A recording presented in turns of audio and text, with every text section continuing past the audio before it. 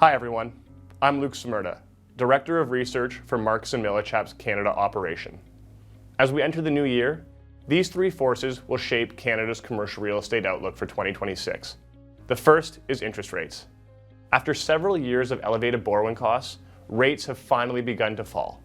The Bank of Canada delivered meaningful cuts through 2024 and 2025, and the corresponding stabilization in bond yields is restoring liquidity. It's creating a real sense of predictability that investors haven't had in years. And with this, we're now seeing early signs of momentum emerge across key asset classes. Buyers are slowly re-entering the market, but they are being highly selective. While multifamily continues to offer stable long-run returns, investors are seeking multi-tenant, small bay industrial, as well as essential-based, grocery-anchored retail. These assets offer strong tenant retention, diversified income, and insulation from the trade-exposed volatility elsewhere in the economy. So overall, the financing backdrop is moving from a headwind to a mild tailwind, and that shift is beginning to show up in absorption and investment activity. Now, the second theme is the emerging pro-growth policies. The CRE administration is aiming to stimulate longer-term economic resilience through infrastructure investment and trade diversification.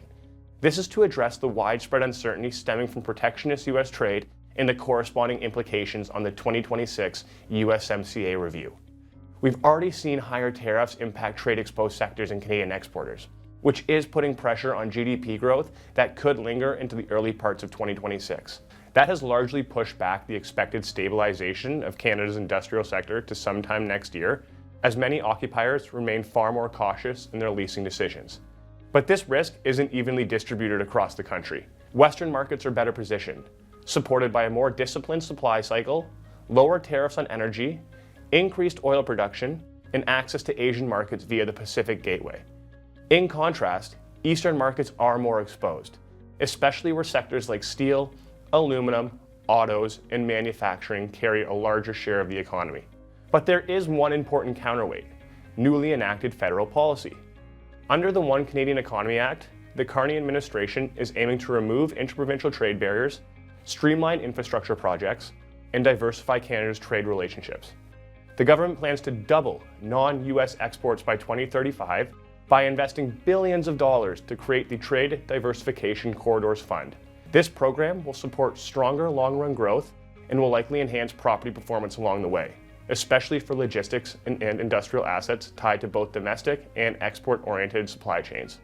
So, heading into 2026, trade dynamics are the wild card. But pro-growth policy is likely to bolster economic momentum over the latter half of 2026 and into 2027. Now, the third and final major trend is demographics. After several years of surging population growth that supported apartment rentals, retail spending, and labor expansion, Canada is now shifting gears. Tighter immigration policy, particularly towards temporary residents, will reduce population gains to near zero. We're already seeing this feed through the system. It's moderating retail foot traffic, creating pockets of labor tightness, and softening demand in rental housing. Meanwhile, multifamily completions will also hit a record high in 2026, and vacancy rates are rising off historic lows as new inventory delivers into slower population growth. This combination of slowing population gains and rising vacancy is restraining annual rent growth, but it has the potential to boost housing affordability and bring balance back into the market. While it is a risk for investors to monitor, the multifamily outlook remains sound, with these supply and demand dynamics bringing much-needed balance back into Canada's residential sector. So to summarize, these three forces will help shape the coming years for Canada's commercial real estate sector. Interest rate visibility is increasing liquidity and improving investor confidence. Trade uncertainty, while it does remain a major risk that will shape leasing capital flows in 2026, pro-growth policy offers longer-run positive momentum. And while tighter immigration policy will slow population growth, it will bring much-needed balance back to Canada's residential sector. We're moving into a market defined not by extremes, but by discipline, stability, and selective opportunity. Investors who position ahead of these structural shifts will benefit the most.